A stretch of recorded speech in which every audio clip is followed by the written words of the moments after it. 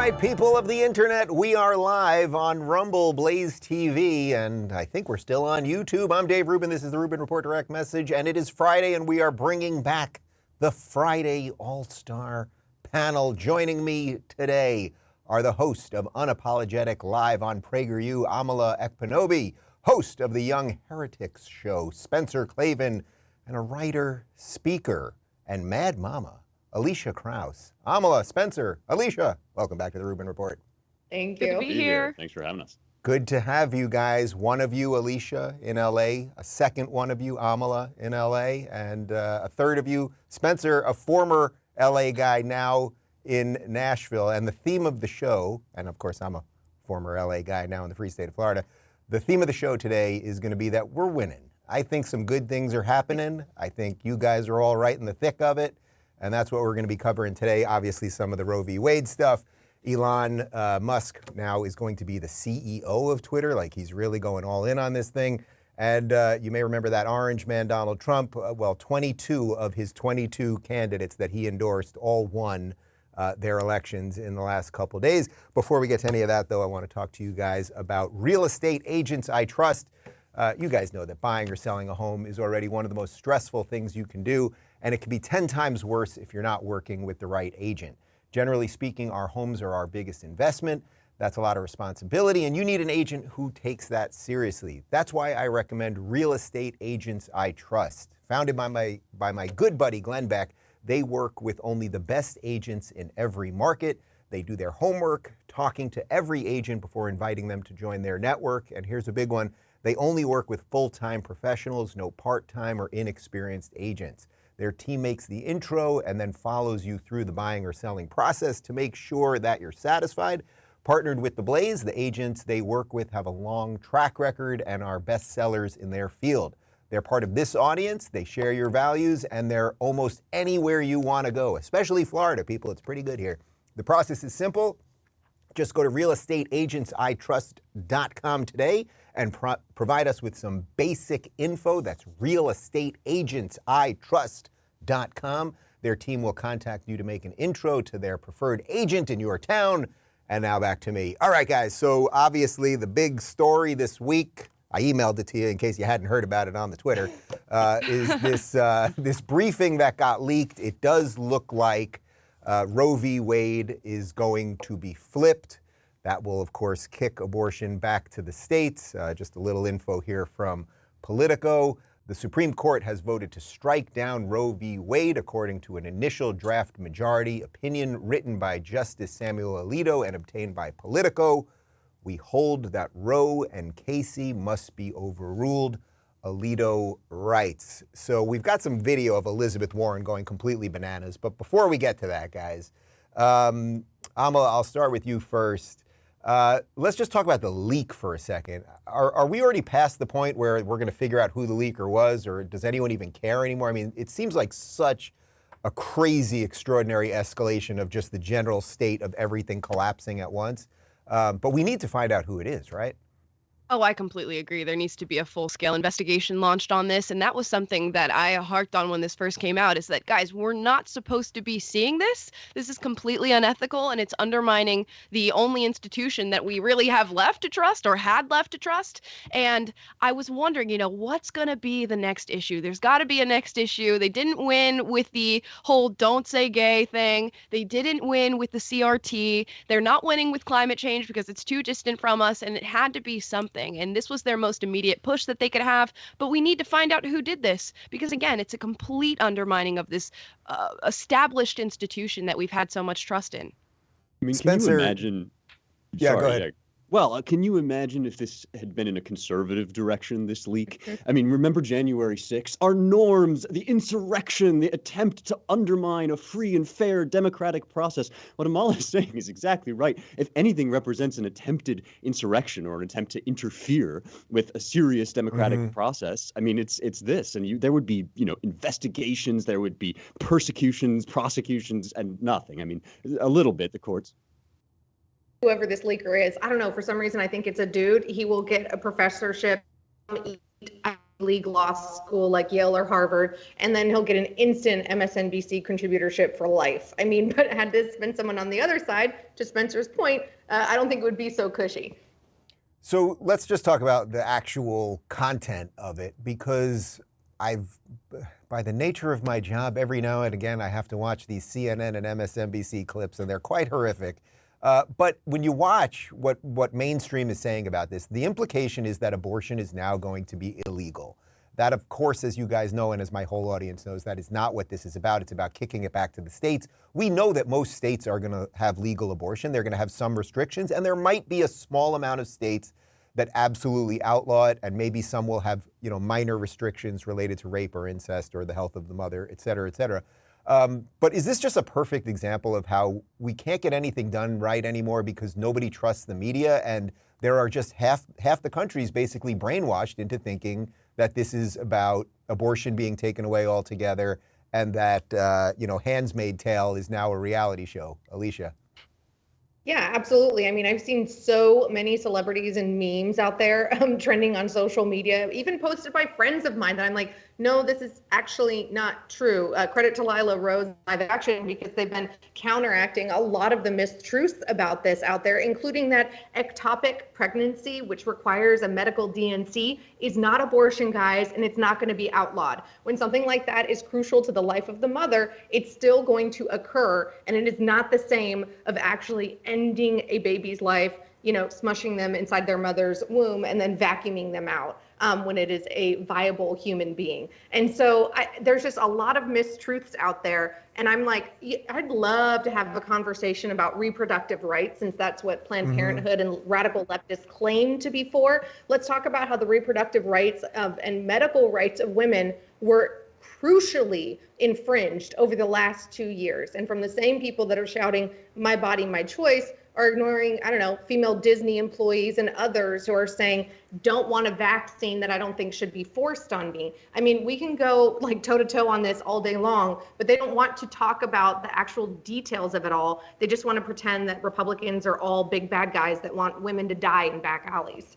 Amala, Alicia mentions radical leftists. You, like me, maybe more than me, you were a radical leftist not too long ago. Yep. Are you surprised how all in they're going on abortion right now? Meaning the left, basically there's almost no Democrat politician, including Joe Biden at this point, who is saying that there should be any limits on abortion. That's what the new bill that Chuck Schumer is pushing right now, that they will fully leave it up to the mental and physical health of the woman, which means you could be 8 months pregnant and just say, hey, I don't want to be pregnant anymore, and they will allow it. We know that New York has already passed laws related to all this. Are you surprised that there's just like that's the extreme position? But there's just nobody left, right, on the Democrat side that's going to reel this thing in? Right. I'm not surprised by this at all. For the politicians and elites, I think it's this last-ditch effort before this next election cycle to sort of hone it in and get these young women voters to get involved.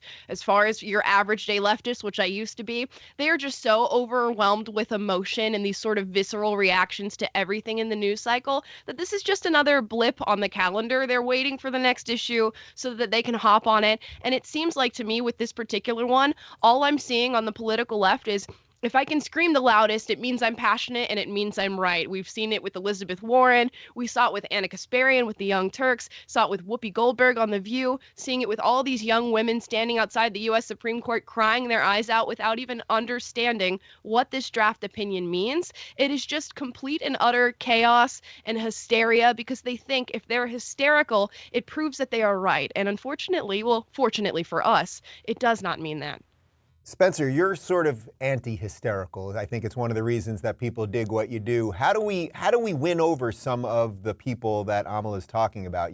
All of these kids, but it's not just kids. I mean, it's adults that really are hysterical right now. We'll show you the Elizabeth Warren video in a second. How do we win them over just calmly explaining, I mean, not only like the difference between a 3-day embryo and an 8-month fetus, but just the legal issues here and everything else?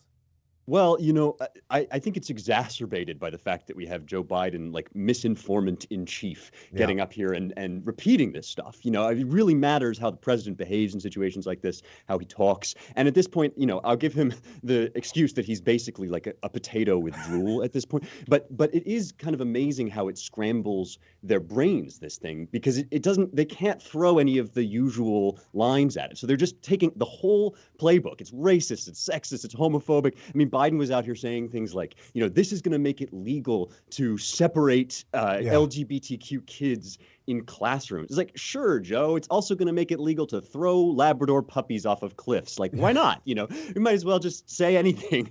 So that part of it is kind of distressing. But there is an element of this, actually, that is really hopeful for me. And it goes back to something that Antonin Scalia observed about Roe v. Wade, back when it was passed. He said, by foreclosing all democratic outlet for the deep passions this issue arouses, by banishing the issue from the political forum that gives all participants, even the losers, the satisfaction of a fair hearing and an honest fight, by continuing the imposition of a rigid national rule instead of allowing for regional differences, the court merely prolongs and intensifies the anguish. I think one of the things we have to realize here is the hysteria that we are seeing is a result of Roe v. Wade. It's a direct consequence of how it toxified our politics. That's such a great. I'm so glad you brought that up. Go ahead.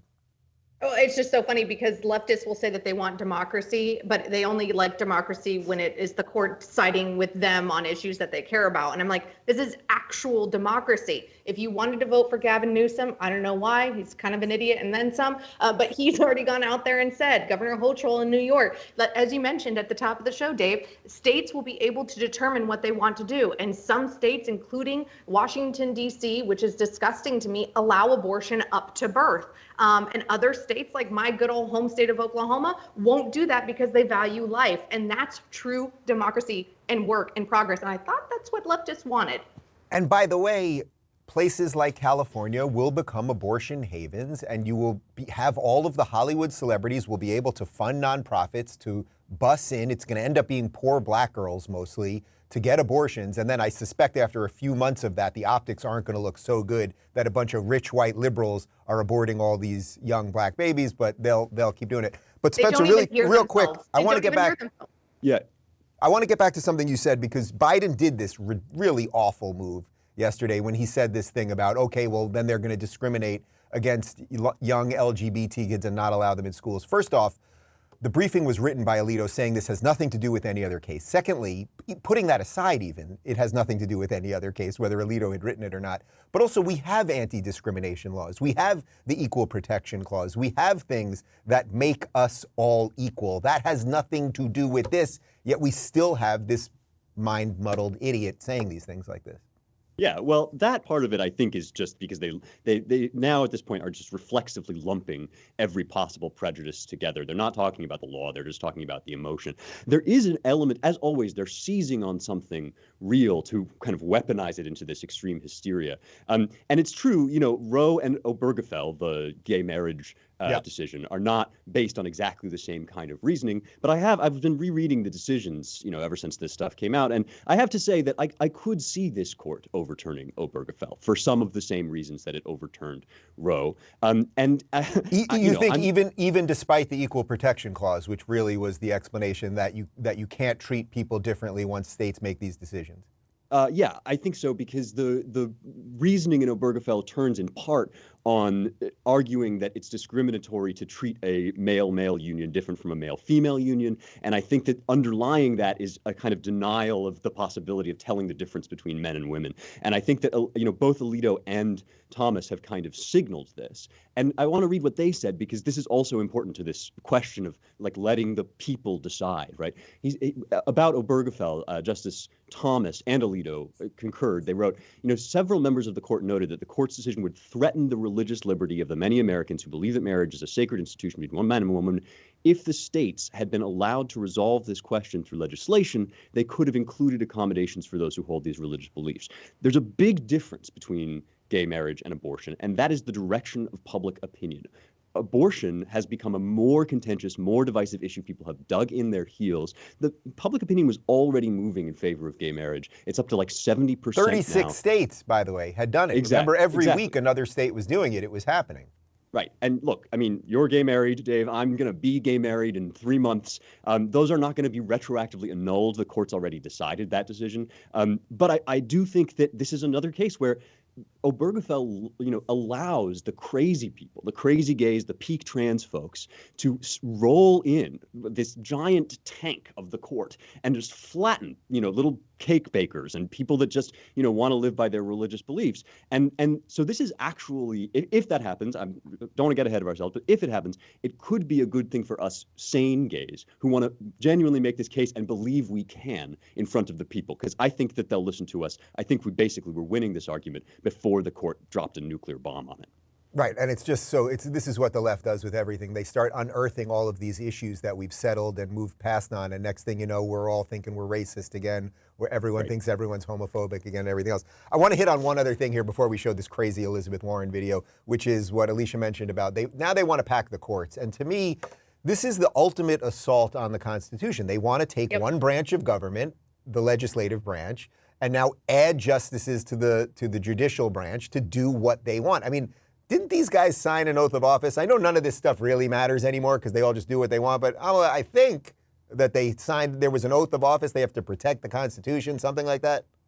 Oh, they don't care about traditions. They don't care about the foundation of this country. They'll even go and give you a promise. Oh, we would never pack the court. That is completely wrong. We'd never even think about doing it. And as soon as you put them in a position of power, boom, it's all gone. And it really lies on the foundation of what people on that side of the aisle think about America and about our institutions and systems. Remember, these things are founded in racism, in bigotry, in patriarchy. So if that's baked into the very foundation of these systems, what do they mean to anybody on the progressive left? They mean nothing. They've always been a system of oppression, nothing more than that. There's nothing to conserve. There's nothing good about it. So who cares if we abolish? Who cares if we completely transform them? Who cares if they don't exist anymore? They don't. Well, speaking of systems of oppression, here's fake Native American Elizabeth Warren. How are you feeling? I am angry. Angry and upset? Angry and upset and determined. The United States Congress can keep Roe versus Wade the law of the land. They just need to do it. I've never seen you so angry. You seem to be... This is what the Republicans have been working toward this day for decades. They have been out there plotting, carefully cultivating these Supreme Court justices so they could have a majority on the bench who would accomplish something that the majority of Americans do not want. 69% of people across this country, red states and blue states, old people and young people, want Roe versus Wade to maintain as the law of the land. We need to do that. And we have a right. Extremists, we've heard enough from the extremists. And we're tired of it. Thank you. Senator, does this open the door?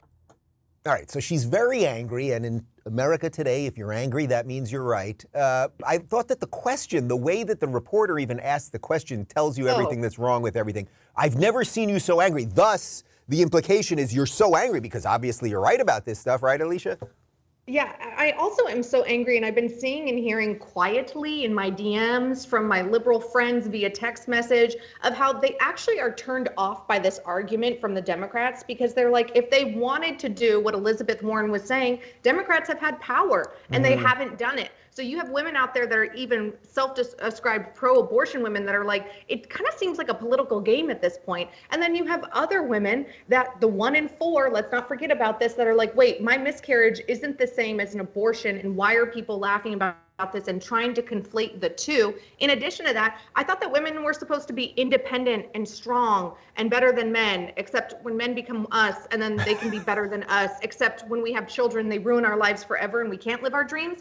The confusing message that is coming from the left is really a turnoff for women. And you saw it in Virginia, and I think you're going to see it again drastically in the midterms, where women are like, enough is enough. You've screwed up our life for the last 2 years. You're using us as pawns. We're not going to listen to you anymore. Yeah, and by the way, the numbers that she quotes there, I mean, we have some numbers here from ABC News, so this is obviously not a conservative leading She was pulling news them out outlet. for you know what. Well, it's 50, this is ABC News, 57% oppose abortion after 15 weeks.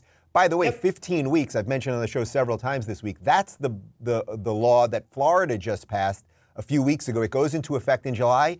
15 weeks, that's 3.5 months. So this is, you can argue this is a roughly moderate position. I wouldn't even be for it that long, generally speaking. But there was no fanfare about it because people viewed it as somewhat of a compromise. It's not 8 months, it's not 6 months, it's not 5 months. But even here in far-right Florida with our crazy homophobic governor, Ron DeSantis, we were able to do 15 weeks. So there you go. Spencer, last thoughts. Well, I'd like to ask a kind of a leftist question, a question that the left would, of a form the left would appreciate, which is, whose anger matters, right? Who gets to count as angry? Does the woman who was bathed in saline solution, minutes before her birth or shortly after, and now has cerebral palsy and speaks so passionately against abortion, does that anger matter? Do the miscarriages, do the sorrow, does that matter? I mean, this is, of course, so manipulative, not because people don't have strong feelings about this issue, but because of the narrative which all of the legacy press accepts, that only certain kinds of passions count. And that's why they can't put this back to the states, because they don't want people to have that conversation face to face. They never talk to the post-abortive women that regret it. They never talk to the survivors of abortion that are so passionate, like you mentioned, Spencer. They never talk to the people on the other side. It's like loud noises, distraction, and that's where the media runs to. Because as we know, they've had this viewpoint for a really long time, and they only toe the line of one side of the aisle.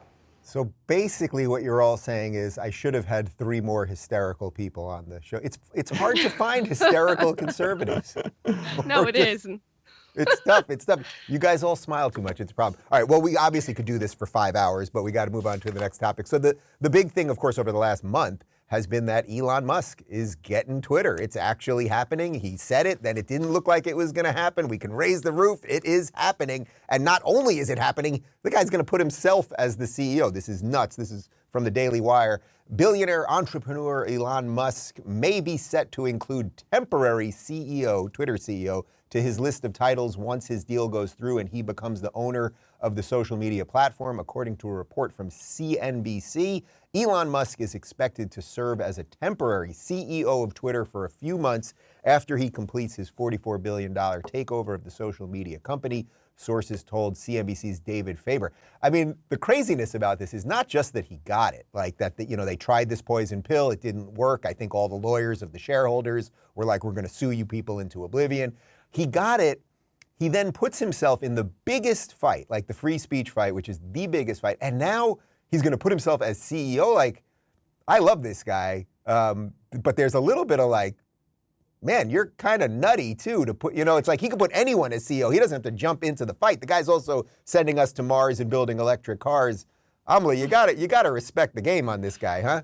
Oh, yeah, 100%. He's a very, very busy man. And I was so happy to see this news, to see him by Twitter, and to now see him be CEO is an amazing thing. And I think what's going to be super powerful about Elon is like, he's pretty likable for people on all sides. I mean, he bought Twitter, immediately is tweeting out how he wants all of his critics to be super present on the platform, to say whatever they want to him. He wants to make the site fun again. He's saying his next endeavor is going to buy Coca-Cola and put Coke back in it. He's a very likable guy for regardless of where you lie politically. And as much as the media, legacy media, and all of these other leftists wanted to come at him and say, how dare you reinstate free speech on these platforms? We don't want the bigotry, we don't want the hate. It's not going to show up, I don't think. And if it does, it'll be these sort of fake psyopy leftists who are just tweeting things out from bot accounts. And I think we're going to see, it really wasn't as bad as people made it out to be. And they got hysterical like they are now with Roe v. Wade. And we're back to normal again. So maybe I can't trust these people. Yeah, that's actually the point. That's the point I wanted to make, Elisha. Like that concept right there, that we're watching these people go crazy about Roe v. Wade. They're not sure what they're going crazy about. Isn't that exactly what happened here? All the guy said is, hey, I just want more people on here. People can say what they want, block people if you don't like them, blah, blah, blah. But let's just open this thing up the way we've all wanted it to be. Well, those of us that are roughly sane have wanted it to be. And they just go crazy. It's only democracy if their side wins. It's only free speech if it's their side speaking.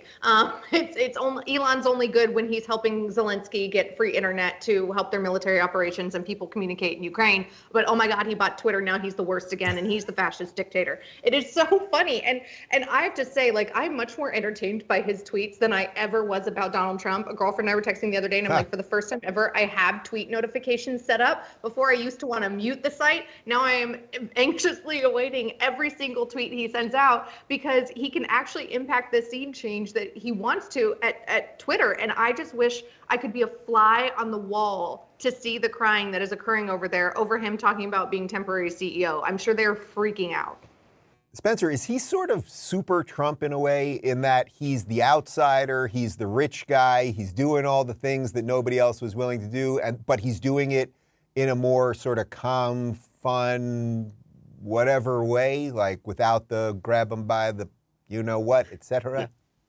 Yeah, I think there's a lot to that. And I especially think the comparison is close when it comes to how conservatives are responding to this. You notice we're always accused of like hero worshiping Trump or whatever, being slavish admirers. But most conservatives, if you talk to them, they don't put their trust in princes, right? We don't elevate people up onto that pedestal. And Musk, listen, has said some stuff about the future of technology that gives me the heebie-jeebies a little bit. He's not like, somebody who believes everything that I believe, but he is the man for this job. What did we need? We needed a super powerful tech billionaire to fight with these guys on their terms. He obviously drives all the right people insane when it comes to free speech. And this is exactly what he should be doing. I personally am getting tired of so much winning. I mean, he rolls in like the fact that he's taking over as CEO indicates to me that he intends to do something, which I really think is important that he should do, which is to fire the people who think that he's a fascist, Nazi, terrorist, evildoer, right? I mean, never mind, he's going to let them on the platform, of course, but you shouldn't, I mean, all these guys in newsrooms do this thing where it's like, well, my employees are staging a walkout. It's like, great, they work for you, fire them. Like, it's fine, And I think that Musk's takeover as CEO kind of indicates that he wants to take that kind of strong hand. I have my reservations about some of the guy's beliefs, but when it comes to Twitter, Elon, take it to the moon. To be clear, when he fires all these people, I can't speak fully for Rumble and Locals anymore, but we will not be hiring any of these people. I'm pretty sure I can say that. Amala, this idea, though, that, it's consistent with their idea that words are violence, but violence is not violence, right? So if you burn down a Target in the name of social justice, that's not violence. But if you misgender somebody, that is violence. So we shouldn't be that surprised that they're so bananas right now, right? No, we shouldn't be surprised at all. And I don't think Elon's going to have to worry about firing them. The brilliant thing about leftists is they won't work for him. They will just leave and they will have this mass exodus from the company. So that's what I'm looking forward to seeing. But yeah, it's like Elisha said, they'll say anything so long as it's in their favor, so long as it supports them. They don't support vigilantism when it comes to citizens taking the law into their own hands, but they're totally fine with vigilantism when it comes to this Roe v. Wade leak. They're not fine with protests and riots when they look at January 6th and everything that happened there, but they're totally fine when it, again, supports Roe v. Wade or the George Floyd riots in the streets. Everything is just going to be wishy-washy so long as it supports themselves. And luckily, I think what's happening now is normal people who are maybe in the center, classically liberal, conservative, who have just been really quiet. They're just sitting there watching this all play out. I think young people are watching this all play out too and go, I'm not even in my puberty stage, I am not as ridiculous and emotional as this, and I can't vibe with it. So I'm hoping that's what's happening, is that we're just having this revolution in America of normal people who go, I cannot put up with this for much longer. A normal people revolution. I like that. Alicia, I assume if they're not happy, they can go out and build their own, right? That's what everybody kept telling us. I actually did it, but I get that most people aren't going to do it. But that's what the leftists can do. They're not good at work usually. They don't have great work ethic, but they can go out there and build their own internet, right? Yeah, I mean, I always thought that the George Soros could pay for those things. That on one hand they say that they hate billionaires, and we found out that Elon Musk isn't the only billionaire that pulled all the funds together. Larry Ellison and other financial groups that represent other unknown billionaires at this point, all grouped together to create this fund to end up making this Twitter purchase. And we were told for so long, go build your own. Oh, you get kicked off YouTube, you get restricted on YouTube, you just go build your own. And except when people tried to do that, then the Amazon servers told them that they couldn't be on their platform. And then now what? That we're going to build our own servers. Shoe on the other foot. I feel like what Amala said is so true. Like the normal people are probably sitting there going, wait a second, if the shoe was on the other foot and it was another guy that I disagreed with in power, how would I feel about this? And Elon has tweeted and said, he's like, listen, I find myself like, I want free speech in general, but I don't agree with the right on a lot of things. So I'm not going to be an advocate here for conservative values that I personally don't believe in. I think he even tweeted that to Ben Shapiro. And so listen, like Spencer was saying, he is not our savior. No man is our savior. There's another one up there for that. But it's important to recognize that him doing this is huge and him doing this is a good thing. And I think that we should encourage more people to engage and do stuff like this. Infiltrate and influence. That's my new motto. As I've been saying, it's one man versus the system, whether it's DeSantis versus Disney, whether it is Elon versus Twitter and big tech, or whether it's Judge Mizelle, 35-year-old female Trump-appointed judge who said no more masks, and suddenly we all ripped our masks off. That's what David versus Goliath is all about. All right, we got one more, and Spencer, you mentioned winning, and this was a particularly good week for that orange man who used to always talk about winning. 22 of 22 candidates that Donald Trump endorsed in these primaries over the last week or so won. 22 out of 22. I'm not a mathematician, but I think that's 100%. The big one, and we've got a tweet here from Columbia Eagle, of course, was J.D. Vance winning the Republican primary for senator in Ohio, and there he is pictured right next to Donald Trump. And we've got some info here from the Washington Post. Former President Donald Trump is flexing his political influence in this year's Republican primaries, backing his favored candidates in hotly contested statewide and congressional races. Trump has signaled that he believes a key potential run for president in 24 is showing that he can still shape the GOP. I'm king of the endorsements, Trump told the Washington Post on April 6th. And just to be clear here, so he got 1 for 1 in the Senate endorsements. 35 out of 40 so far of his House endorsements have worked, and statewide race endorsements, 6 of 7. And things are looking good for that Trump thing. They're calling it Ultra Magna. I think that was a transformer. That was Ultra Magnus. Ultra MAGA is what they're calling it now. Spencer, there's something happening here with these crazy Republicans, huh? Yeah, I think it's Trumptimus Prime, actually, is the transformer you're thinking of. Well, look, I mean, it's really interesting to me. Reasonable people on the right have disagreements about what Trump's role ought to be going forward, whether 2024 is what we're looking at, or whether he's kind of this kingmaker figure.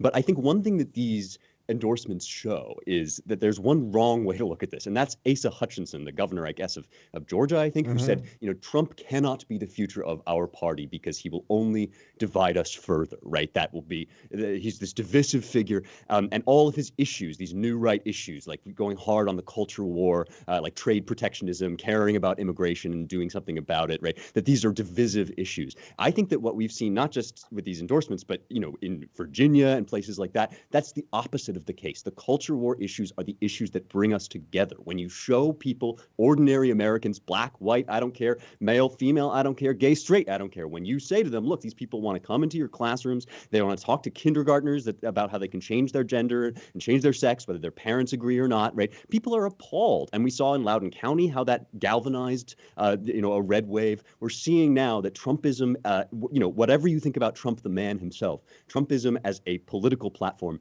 is hugely successful. And I think that's the direction the Republicans got to go if they want to win. Spencer, I'm going to clean it up for you before Media Matters gets you. It's Arkansas, Asa Hutchinson, Thank you. not Georgia, because they're watching all the time and they're ready to pounce. So I'm doing you a solid right there. Amala, generally speaking, seeing a little diversity on the right, the fact that there is this internal fight, this is good, right? Right. Again, it's just normal people, and normal people happen to be diverse and look different and think different, and we're the side that's willing to allow everybody to speak their opinion, and we want to debate back and forth. We want to come to the proper conclusion, and I'm so interested to see what the next thing they try to pull out of the bag, because we're winning, and it seems like on every single front, the pendulum is starting to swing back, and I'm very curious to see what their next attack move is, because they can't really go after and do this whole orange man bad, because he's really not at the forefront right now. He's behind the scenes just saying, I like that one, and people are responding. So we'll see what happens. Elisha, I sense, though, with 22 out of 22, he might put himself back in the forefront of this thing. That's what pretty much everybody was saying. And I was at Mar-a-Lago a couple days ago with all the crazy right-wingers of Florida, and they debuted this Dinesh D'Souza documentary about the election. 2,000 Mules. It was quite interesting, and I would recommend people see it. Whether or not it makes an airtight case is actually not even for me to say.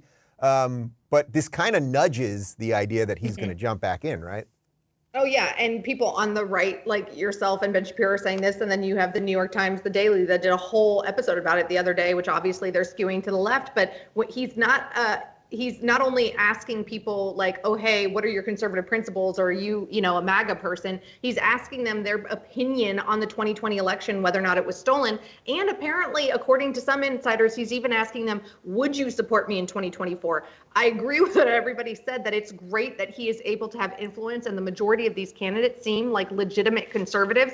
I just wish that he would set aside 2024, endorse somebody like DeSantis or Nikki Haley or somebody else, or maybe wait for a little bit and then determine who he's going to support, and continue to endorse and influence and maybe give some money on a PAC level to candidates across the country, and step out of it and not run for president, because I don't see that as being a positive for the Republican Party or the conservative movement. I think it's just possible that the machine would not let him win no matter whatever that means. So it's like, is it more powerful? But he's bringing in more money than the machine. Right. He's brought in more money in this last year than the National Republican Party has. So he has the coffers to kind of support himself here, and he has those diehard fans. I just don't think it is enough, and we need to get Biden and Kamala out of there. And I think that there's a lot of other reasonable candidates that are on the national stage that appeal to the Republican suburban women that didn't vote for Donald Trump in 2020. I didn't in 2016, I did in 2020. But unfortunately, those female voters stayed home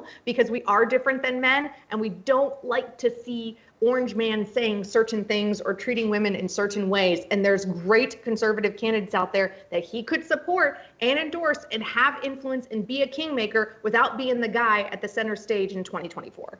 Actually, I'm not sure about this, but I didn't vote for Trump in 2016 either. I did in 2020. Can I ask you guys that? Did you guys all come around later? Amala, I'm not even sure. I was 16 years old. Oh, no. Amala.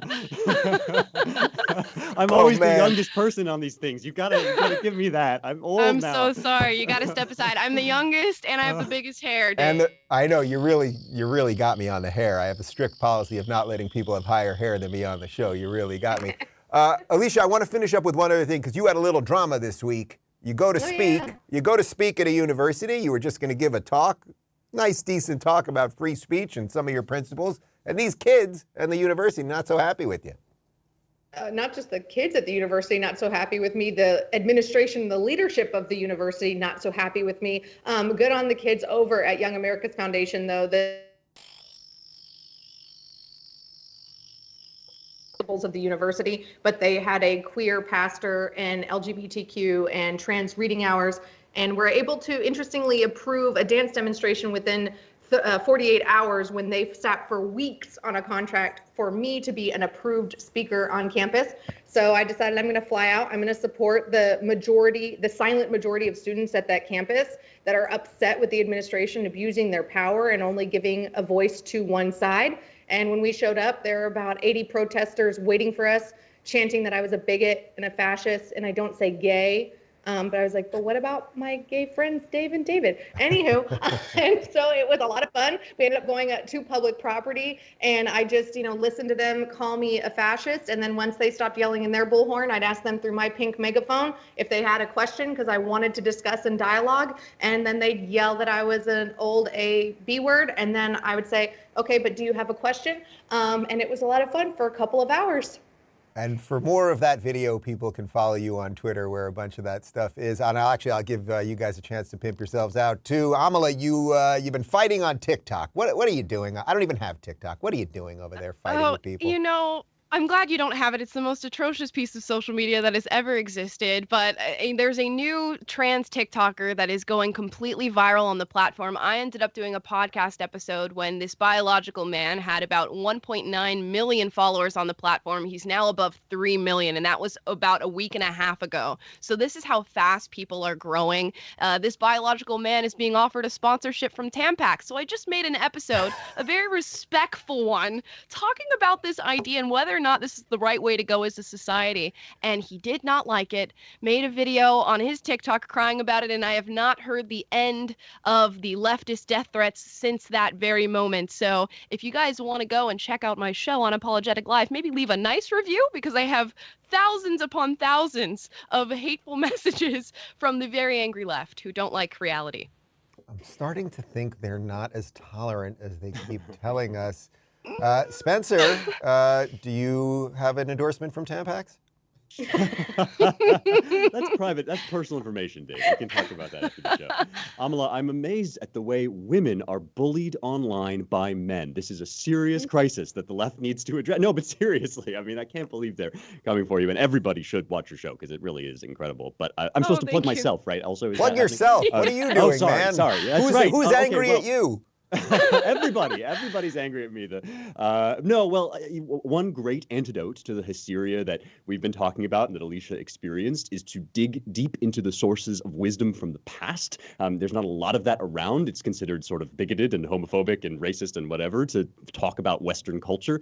So that's what I'm out here doing. Young Heretics is my show. You can find it wherever you get your podcasts, and you can also find us on Locals, created by tech entrepreneur Dave Rubin, where nobody owns the relationship between me and my fans, which I love, so come join us there. You guys are pros, and I think we're going to do this very panel again. Have a great weekend, guys. I'm going to finish up for a few minutes direct to the camera, but good seeing you guys. Oh, and Elisha and Amala, I'll see you guys in Brea on May 11th. I think you guys are going to make guest appearances at my show with Dennis Prager. And Spencer, I will see you in Nashville sometime soon, I hope. Yeah, come out to the South. Come on. All right. See you there. Great seeing you guys. Have a good weekend. Bye. All right. So for those of you that are still here and fans of the show and everything we do, today's actually a bit of a bittersweet day for me, personally and professionally. And especially those of you who are part of the Locals community you already know this because we dropped the info this morning. But my assistant, Helen, who has been with me for about 4 years now, who has been just spectacular at every level. There really aren't words to describe how wonderful she's been. We hired her about 4 years ago when things were really blowing up with the show and everything that I was doing. And I was on tour with Jordan and my schedule was getting nuts and I never knew where I was. And there were a million appearances and everything was getting nuts. And I was like, I need an assistant. And we had so many people had been sending us resumes. And Helen had continuously reached out. And I had lunch with her one day after a couple Skype interviews first. This was sort of before the Zoom thing had become so ubiquitous. And we had lunch with her in LA. And she had worked for Rand Paul. She had actually babysat for Rand Paul's kids years before. And she introduced Rand Paul's kids to the original Star Wars. I was like, that's pretty much enough to get hired by me. But before that, her previous job was working for Hugh Hefner at the Playboy Mansion, and she ran that for a while, and she was just joyous and wonderful and smiley and happy and competent and all that good stuff. But I said to her at the lunch, I said, so, Helen, you got to tell me, like, what's going on? Give me a story about Hugh Hefner over at the Playboy Mansion. You must know some good stuff. And she said, nope, can't do that. And I hired her right there on the spot. So Helen, I assume you're watching this on your last day. And I just want to thank you beyond imagination. You have everything that we've built here, and I mean that at a personal level and a professional level, you've been directly connected with. And we've built such an amazing team. And oh, and I should note, she's not leaving because she's not happy or because we're not happy with her. She has some personal stuff going on, and the Miami move wasn't going to be quite right for her. So she is leaving LA, but she's going elsewhere for family reasons. And I wish everyone in her family well. Yeah, so it's a little bittersweet. So, and I also want to welcome my new assistant, Daphne, who is in the house. She's right downstairs helping out right now, and she just moved here from Los Angeles. We got another Los Angeles refugee. So Florida just got strengthened again. So I'm very psyched to start there. And for those of you that play along in the live chat during the show, obviously Helen is always in there during the shows. Daphne will now be in there talking to you guys and sending me questions and comments throughout the show and everything else. Helen, we wish you well, and we'll still talk. I just probably won't text you at 3 a.m. with like 100 things that I need you to do, but I guess I could try that. You probably won't respond now. That'll probably be it.